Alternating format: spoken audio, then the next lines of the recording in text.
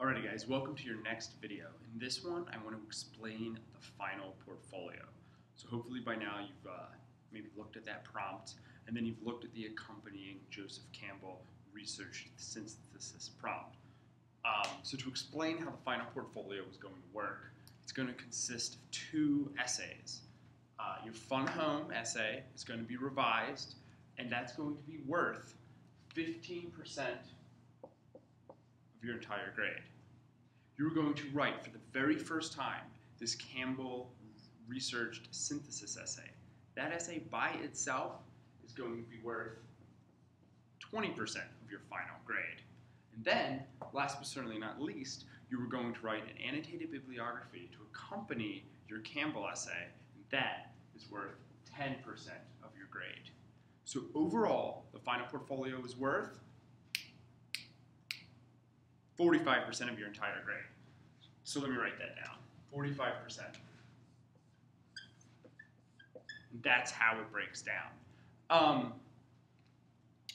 Your Fun Home, when you revise it for the final portfolio, will have to come with a standard bibliography.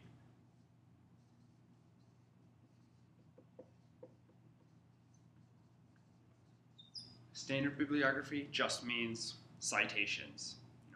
Bechdel, Allison, Fun Home, publisher, city, no added paragraphs. Annotated bibliography is when you have those annotations, those paragraphs where you reflect and you assess and you summarize the materials you digested to help you write that essay. So both of these essays will have a bibliography. Fun Home, standard MLA bibliography. If you have any questions on how to write one, the Purdue OWL. I cannot tell you how many times the Purdue OWL. Annotated bibliography, we're going to be doing some pre-work to get us prepared for that, and there's a separate prompt for that. And if you have any questions or comments, please email me. But hopefully the prompt explains this. Hopefully our separate work explains this. And if questions persist, the Purdue OWL. What I really want to discuss in this video is this Joseph Campbell essay. That's the big money. But I did want to give you the overview overall of how the final portfolio is going to really break down. This is worth, 10 points. 10%, 20%, 15%. It's going to really coalesce to be a whopping part of your grade. 45 is a lot, but it also means that by now, at the end of the quarter, you have practiced focus, organization, development, support, and ethos. You are masters of the global issues of writing. There's no reason why you should be able to just show me that, bam, Brent, I can do this. And you'll earn all of those points, I have no doubt. So let's talk about your Campbell essay. The Campbell essay is more like a triple synthesis where you're going to have to read some good old words of Joseph Campbell. And that's where all of our Freud studying and our Carl Jung studying really gets us into Campbell, because Freud begat Jung, begat Campbell. So now we understand where Campbell's ideas came from. So your source number one for Campbell is himself, his ideas. Okay? Your source number two for Campbell is you're going to blend his theories with one of the comics we've already read in this class. So you're going to choose Spidey, or Marjan, or Bruce, or Allison, or some character from one of the comics we've already read, and you are then going to blend Campbell's theories in with that comic. So you're going to choose Spidey, or Marjan, or, Allison, Bruce. Hopefully you guys can read that. I know it's a little small and I apologize. So that's starting to be where the synthesis comes in.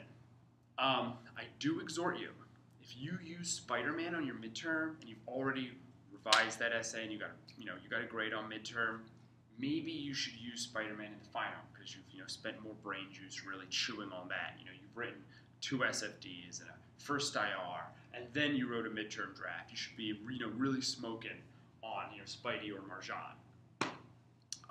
That does not mean that you can't use Allison or Bruce to blend with Campbell. You can also do that. Totally acceptable. The third step of the Campbell essay is you have to find a scholarly article. Scholarly. I'm spelling it wrong.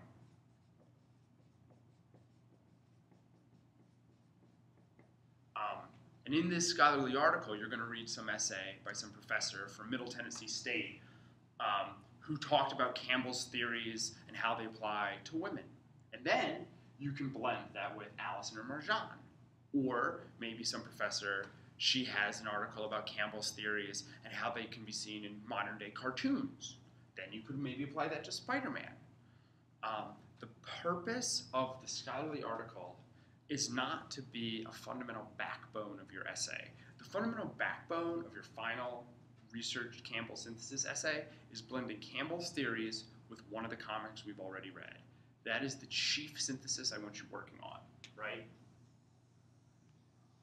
You create your thesis from creating whys and hows about Campbell and creating whys and hows about one of the previous comic books, and then blending those whys and hows to create a new thesis that is a big what and a big how. But somewhere in your essay, I need you to incorporate a scholarly article.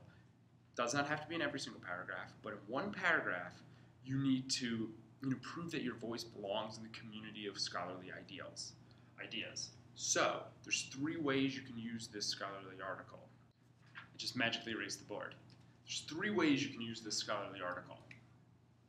You can either be supported, right? You can say, I'm using Campbell's theories and applying them to a female protagonist, just like Professor blah blah at Stanford said in their essay, and then cite it. So you can use the scholarly article to support you. Or you can bring in a scholarly article and say, this professor from Stanford says that Campbell's theories don't apply in modern day life. Well, that's wrong, because I use them to apply to Peter Parker, who represents the everyman teenager in the 21st century. So you can prove you're smart by clowning on a published author, or you can prove you're smart by saying I'm supported by a published author, or lastly,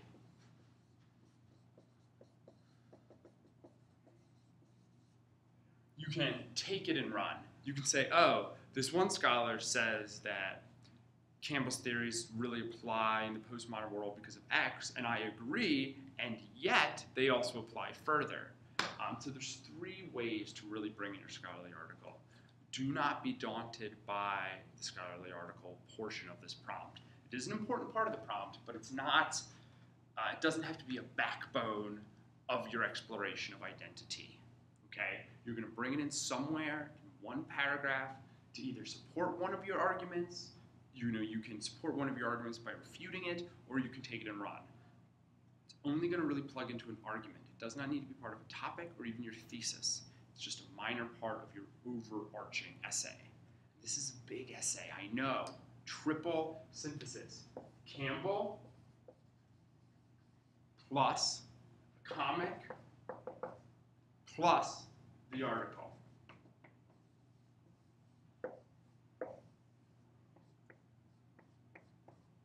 That's where your essays come in, okay, guys? It's going to be tough, but you all can do this. Don't worry, just work.